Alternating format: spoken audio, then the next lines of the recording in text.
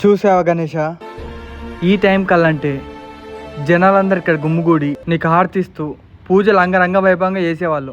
కానీ ఈ వర్షాల కారణంగా ఈసారి నీకు అవేం లేవు. చెప్పరా. వర్షాలు తగ్గాయి కదా, డీజే మాట్లాడదామా? సరే. స్వామి వినాయక, ఈ వర్షాల కారణంగా ఈసారి నీకు ఊరేగింపు సరిగా వేయలేకపోయాం. కానీ ఈసారి మాత్రం ఈ చుట్టుపక్కల ఏ మండపం వచ్చినంత గొప్పగా నేను నిమజ్జనం చేస్తాను. కర్ణాటక నుంచి డీజే తెప్పిస్తాను, మహారాష్ట్ర నుంచి డోల్ తెప్పిస్తాను, రాజస్థాన్ నుంచి దాండి ఆడే వాళ్ళని రప్పిస్తాను. ఎలా ఉంది స్వామి నా ప్లానింగ్? అదేంటి స్వామి అలా అంటావు? ఇంకేమైనా తక్కువైందా చెప్పు స్వామి. ఇంత జరిగిన తర్వాత కూడా ఇంకా మీరు మారరా? గొడవలకు పోయే పనులు కాకుండా అందరూ కలిసి ఉండే పనులు చేయండి నాయన, అప్పుడే అందరూ బాగుంటారు. అవే మాకు తెలియవు స్వామి. సార్ పక్క మండపాల కంటే గొప్పగా నిమజ్జనం మేమే చేయాలి, ఎవరి దగ్గర తక్కువ కాకూడదు. ఇదే మాకు తెలిసింది. గొప్పలకు పోవటం అంటే ఏంటి నాయన? గొడవలు పడడమా? శత్రుత్వం పెంచుకోవడమా? మనిషి ముందుకు వచ్చినప్పుడు మాట్లాడకపోవడమా? ఇదేనా మీ గొప్పలు?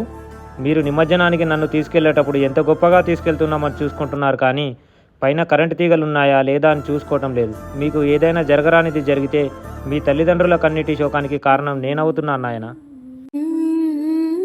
నన్ను నిమజ్జనానికి తీసుకెళ్లేటప్పుడు కొంచెం చూసుకొని జాగ్రత్తగా తీసుకెళ్ళండి నాయన. అహంకారాలకు పోకుండా నన్ను నిమజ్జనానికి అందరూ కలిసి ఆనందంగా సాగనంపండి, అదే నాకు పరమానందం. అనవసరమైన డబ్బుని వృధా చేసుకోకండి. మీ స్నేహితుల్లోనే చాలా మంది ఇబ్బందుల్లో ఉన్న వాళ్ళని ఆదుకోండి. ఈ డబ్బు వాళ్ళకి సాయం చేయండి. మానవ సేవే మాధవ సేవ అని తెలుసుకోండి. తప్పైంది వినాయక, నన్ను క్షమించు.